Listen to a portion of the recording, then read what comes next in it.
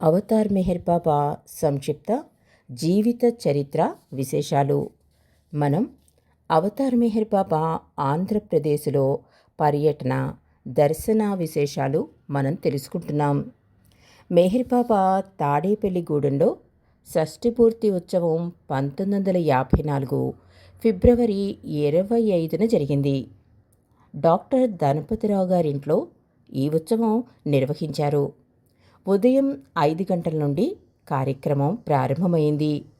ఉదయం కార్యక్రమం అయిపోగానే బాబాను రహదారి బంగ్లాకు తీసుకుని వెళ్ళడానికి కారు సిద్ధం చేశారు. కానీ బాబా కారు ఎక్కకుండా కాలినడకన వీధిలోకి వెళ్ళారు.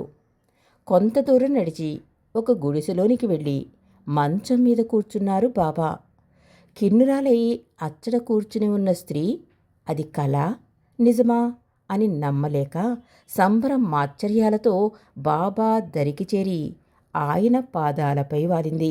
డాక్టర్ ధనపతిరావు గారు ఆయన ఇంట్లో పంచామృతాలతో బాబా పాదాలు కడిగితే ఆమె కన్నీళ్లతో బాబా పాదాలు కడిగింది. ఆమె పేరు రామలక్ష్మమ్మ. ఆమె ధనపతిరావు గారింట్లో పనిమనిషి.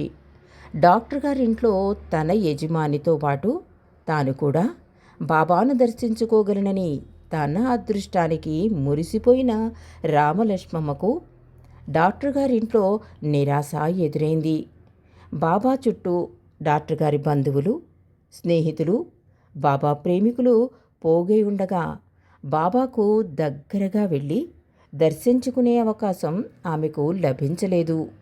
ఏ దేవుడైనా ధనికులకు గొప్పవారికే గాని తనలాంటి పేదవారికి ఎంత ప్రేమ ఉన్నా లభ్యం కార్యమో అని భావించి తన పాకలోనికి వెళ్ళిపోయింది రామలక్ష్మమ్మ.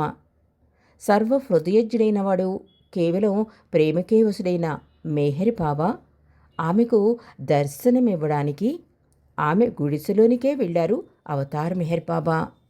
బాబా శిష్యులకు కూడా బాబా ఎక్కడికి వెళుతున్నారో అర్థం కాలేదు. సర్వజ్ఞుడైన మెహర్ బాబాకు తెలియనిదేముంటుంది?